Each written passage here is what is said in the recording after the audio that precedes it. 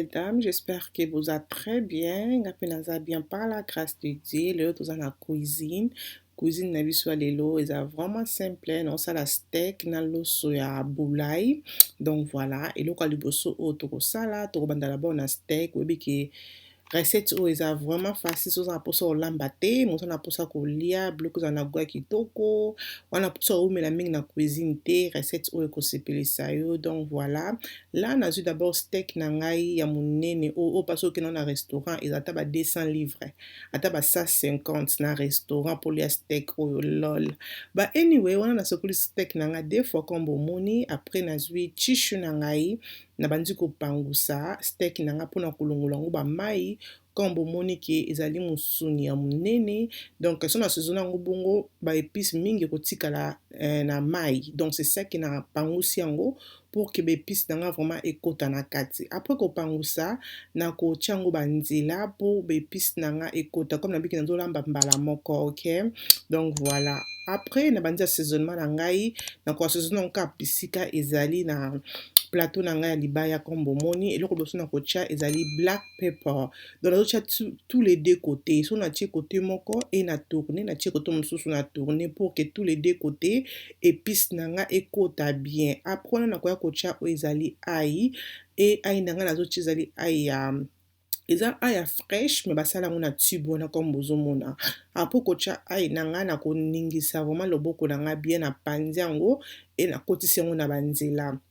Après nakotourne encore musuni na ngai comme bozomona, nazotie susu ai na côté oyo natie ai te. Donc faut ozala cerke maboko na yo ezali propre, osokoli maboko na yo bien parce que nga nazosimba ngo na maboko e nazalaki cerke maboko na ngai esokomaki très bien. Donc so mponi mpe kolata bagan eza na problème te, me nakosa bino te, nazala vraiment comfortable te ya kotia bagan so ezalaki nazoepise biloko naninga kosola gan te. Donc na soki oza kolingaka oyi kolata na yo gan eza na problème te. Après naye kotia oyo ezali tangawis, après nakoya kotia oyo ezali jumbo na ngai ya aroma. Okende yango jumbo na ngai ya aroma tous les deux côtés mpona azala tire vraiment ke mosuni na nga ekoti goût très bien. Soki natie jumbo comme bomoni e na panzi yango na maboko, ma belle meka assaisonnement comme ça, assaisonner steak na yo comme ça, okotikela nga commentaire na se ya video. Donc boye vraiment steak na yo ekokota bien na musuni, musuni na yo ekozala na goût parce que comme bozomona ke viande na nga eza na mai te. Après nakoya kotia oyo ezali kaja.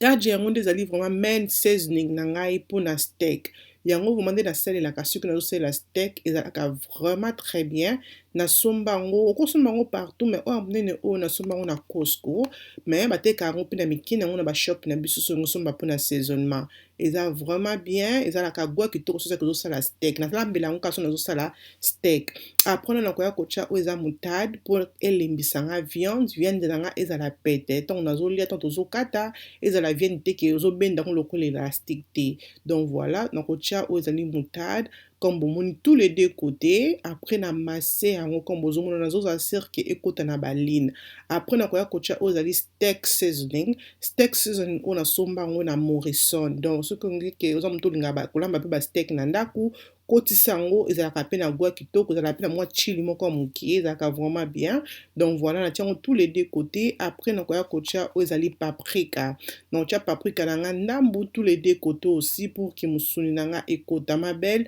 meka musuni oyo okozala desi te. Sala yango ndela kozala kisi okomona ke baassaisonnement na yo ekokota très bien na kati. Après na comme bomona ekobakisa encore goût mosusu mpona moni ke mungwa na nga ekoti te mpo nga na koutilize mungwa te. Mais soki olingi kotia mungwa eya na problème te e na ekobakisa bouillon mosusu mpona azala cerke musuni na ngai ekoti baépice. Et regardez moi ça, musuni na nga esili comme ça. Bozomona vraiment ke musuni na nga baépice evandi oyo mpenza soki ekalingami musuni oyo ekorate te. Après wana nakoya sikoyo kokanga musuni na nga nakotia yango ya kote pour kena bana d'abord kolamba loso, après nakozongela musuni na ngai. Donc voilà, natie musuni na nga kote na ligne yango pour ke eza ata na 20 minutes comme ça ekoti baépice avant ke nabwaka yango na moto. Et wana eloko liboso naza nango naza na mix pepa na ngai ya rouge e nazali na a ya fraîche e naza mpe na tangawisi ya fraîche. Donc na mixe biloko wana nyonso misato ensemble e naye kozwa nzungu natie mafuta kombo omonaka eza loso loso na yango kozala ebele natie mo mafuta na yango ebele e na kati matungulu na nga pembe naye kotia matungulu na nzungu. Donc eloko eza awa eza kobalusa matungulu na nga ezwa mwa moto après naye kobakisa encore biloko oyo naza nango posa. Après quelques minutes, ma belle nakutika vraiment matungulu na nga etoki e naye kozwa sikoyo tomate na nga tomate purée ya linzanza e naye kotia donc eza lokola katikati ya tomate purée ya linzanza donc voilà natia yango e na balusi donc il faut vraiment biloko na biso e se mélanger très bien donc après naye kozwa oyo ezali biloko nalakisaki bino na début bepiso nalakisaki bino ai tangawisi na pepa wana ya rouge on a mélangeaki na esiko kotia yango mpe na kati et voilà là toye kosala bongo tokotika yango mpe etoka mwa moke après quelque temps toye kozwa sikoyo tomate purée oyo vraiment ya concentré donc tomate concentré pardon totie tomate concentré pour non tia yango tomate na nga concentré ebele parce que ezali loso ya bolai donc tomate concentré yango nde eza vraiment maine donc yango vraiment nde eza vraiment ke raison oyo ke kosala ke loso na biso ezala rouge donc faut tia yango mwa quantité oyo yebi ke loso na yo ezali ok donc voilà après wana ko bomoni soupe nanga sauce nanga nde ekomi donc ekokoma biso comme ça et nakotia sauce nanga eloko secret ya loso ya boulai ezali ke tomate il faut ebela donc après nakoya kotia oyo ezali aja natie katikati ya bouillon na ngai ya aja ya rouge comme bomoni lokola mpe naosala loso ya boulai donc voilà natie yango katikati e na balusi kona mondeki kolobaki secret ya loso ya boulai ezali tomate tomate oyo faut vraiment ebela nga natikaki tomate na nga mpona 45 minutes donc 40 à 45 minutes na moto donc obakisi yango mwa mai ofini kozotalaka ti ekokoma kokalingama donc ntango mwasi alambaka azalaka toujours motema ya kokita ko bomonake natiaki yango mwa mai ekomi sauce kilo comme ça pour ke mai wana efo ekita mpona kotia feuille natie likasa solo e natie mpe oyo ezali tomate pardon natie oyo ezali pilipili e nameki mungu namoni ke mungu na ngai eyokani te natie oyo ezali cube manger donc okotia bouillon nango nyonso olingi me nga natiaki bouillon na nga oyo ezali ya cube manger après wana nakosalaki nakotika biloko na nga etoka mama na nga tika tomate etoka e wana nayaki kotia ezali paprika donc tika vraiment tomate na yo etoka ata soki otika yango mpona 1 heure de temps tika yango mpona 1 heure de temps kozala pressé te parce que soki tomate na yo ebimi ngai donc omonake loso na yo ekozala raté donc voilà wana tomate na nga mpo bomoni ke ebeli vraiment na moto oyo alambaka komonake non tomate oyo na couleur nango ozomonake tomate oyo ya la rose ebeli mafuta emati tomate ekomi lokola mwa couleur ya rouge bordeaux comme bomoni wana après wana naye kozwa sikoyo loso na nga deja nasokolaki yango natiaki yango na passoire pour ke ekita mai il faut vraiment osokola loso na yo très bien ok namoni ke kiti mai e nazwi yango sikoyo naye kotia yango na nzungu na ngai oyo nazosalela oyo namandaki kosalela sauce na biso e là il faut kokitisa moto nakitisaki moto na ngai na 3 e nabandi komélanger loso na ngai e se mélanger très bien.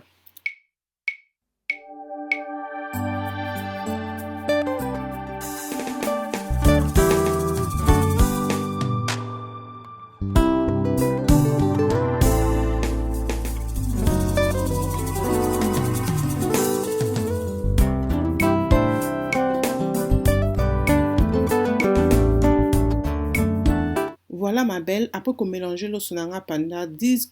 minutes comme ça, naye kotia yango sikoyo mai na biso ya moto et na mélanger encore comme vous avez vidéo ezolakisa. Donc avant que na mélanger l'osso nanga na kalingaki on a tomate comme bomoni mpona 10 minutes comme ça naye nazo balusa.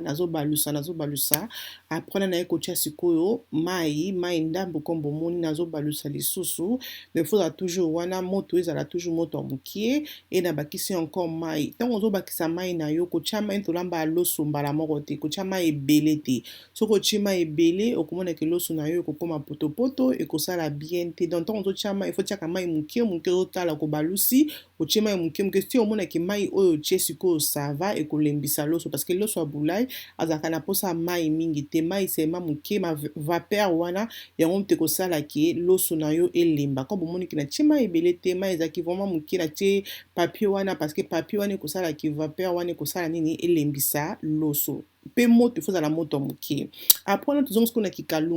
na kikalungu natie sikoyo oyo ezali beurre naosala steak na nga na beurre donc steak na beurre eza vraiment donc meilleur donc voilà là naosala beurre parce que naosala steak na nga na monene wana ya 250 na restaurant oyo nga nasombi na 15 livres ok donc voilà donc bomona steak na nga bien vraiment assaisonné donc wana nakobwaka yango mbala moko na kikalungu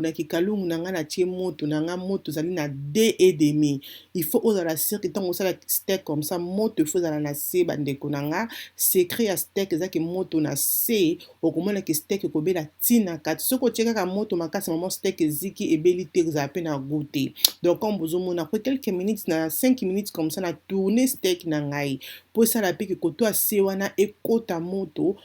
comme bozomona eza vraiment moto na se naza na nga pressé te steak na ngai efobela malembe ezobelisa steak moko ntina kati steak balambaka yango na moto ya makasi te balamba yango na moto vraiment ya se donc voilà comme bomona steak na ezolamba vraiment très bien likambo na moto te. Après quelques temps comme ça steak na nga kokoma comme ça mutu mosusu alobaki oh la rose steak na yo eziki non steak na nga eziki te bobosana te tosezonaki yango baépice wana moto esali couleur wana baépice oyo totiaki na bino yango esali ke steak na nga ekomi na couleur oyo bozomona mais regardez moi ce steak oyo ma belle erataki te it was so nice donc it was nice to na sonoki ezalaki vraiment kitoko regardez moi ce steak après naye kolakisa bino mpe loso na ngai donc loso na ngai ya bulai ebeli biso comme ça comme bozomona ke loso na biso ebimi moko ebimi potopoto te donc ebimi vraiment très bien nde nalingaki ebima donc nalobaki meka recette oyo ma belle soki nano meka te meka recette oyo okotikela nga commentaire na se ya video ngai naliaki loso na nga bulai comme ça na steak e naliaki yango mpe na salade pembeni yo soki olambi loso na bulai okoprefere olia yango na nini tikela nga commentaire na se ekozala bien makasi mais yo moko ntango ozomona loso oyo regardez moi ce loso il faut toujours moto moke loso na biso ebeli moko mpe loso na biso eza mpe na goût parce que tolambi yango na kitoko tolambi yango na motema ya kokita donc meka recette oyo bandeko na nga okozala desi te. Voilà ma belle eloko nini esilaka te donc voilà wana steak na nga ebeli ems déjà kataki ya ye parce que abi nakoka te nzala kati déjà yaki kolia nabi ke nakona sisi kolasaba libele dame te botala moma nde steak oyo ebeli vraiment medium comme bozomona donc eza teke eza ya kokauka eza vraiment juicy meka okozala desi te. Merci beaucoup nde bozalaki na biso na ebandeli ya video ntina suka j'espère ke video oyo esepelisi bino kobosana te kozala abonné koaime video mpe kopartage kosala nga bien makasi nzambe azala na biso nzambe abomba biso ntina te ekomi na ntina bye.